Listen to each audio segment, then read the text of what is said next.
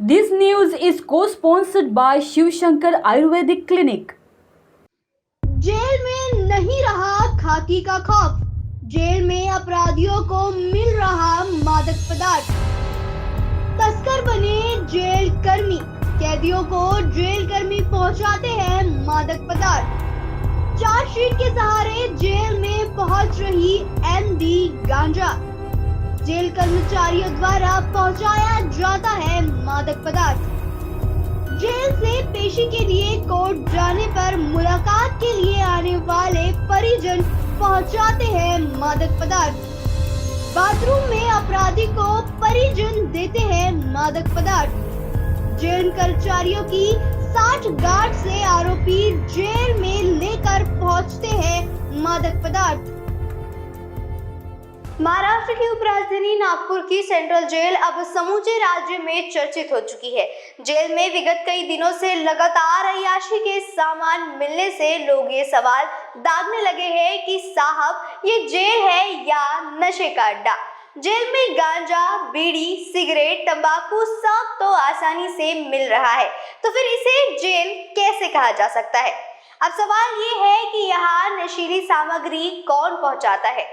सूत्रों की माने तो ये काम जेल कर्मचारियों द्वारा किए जाते हैं, जो चंद पैसों के लालच में इन अपराधियों तक नशीली सामग्री को पहुंचा देते हैं। सूत्रों की माने तो ये अपराधियों तक नशे की सामग्री पहुंचाने वाले इस काम के लिए मोटी रकम लेते हैं। यदि किसी अपराधी को 10,000 अंदर पहुंचाने जेल कर्मियों को दिए जाते हैं, तो कैदी तक सिर्फ 5,000 ही पहुंचते हैं। आपको बता दें कि शहर के अलावा राज्य भर के खूंखार कैदी नागपुर की सेंट्रल जेल में बंद है। इन कैदियों ने कई सनसनीखेज वारदातों को अंजाम दिया है, जैसे आतंकवाद, हत्या के प्रयास, डकैती, बलात्कार जैसे संगीन मामलों में अपराधी जेल में बंद है, जहां सब कुछ खुलेआम चल रहा है, चाहे फिर वो गैंगवार हो या फिर गुंडागर्दी। जेल वह होती है जिसमें राज्य द्वारा विचाराधीन अपराधियों या अपराध सिद्ध अपराधियों को बंदी बनाकर रखा जाता है।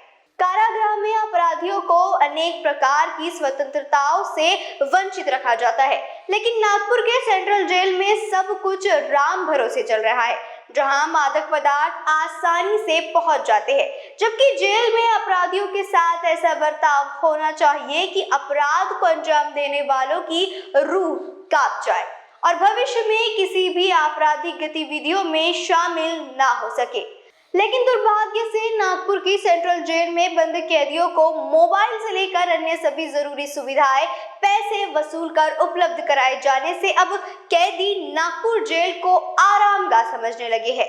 किसी भी आपराधिक घटना को अंजाम देने संकोच नहीं कर रहे हैं। आपराधिक घटना को अंजाम देने के बाद अपराधी आराम से जेल में आराम फरमा रहे हैं।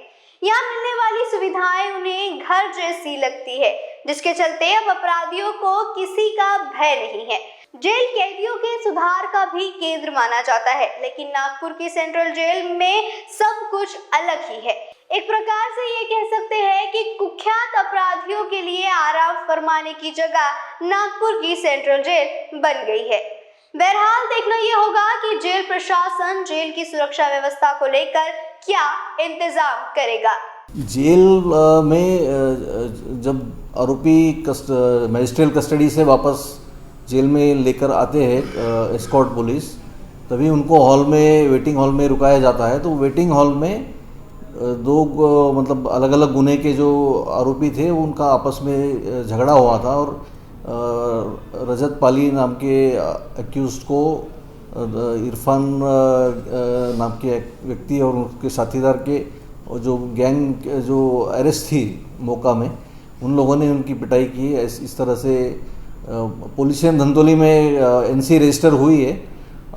इसमें आगे की जो इन्वेस्टिगेशन परमिशन लेके धंधोली पुलिस स्टेशन अभी कर रही है।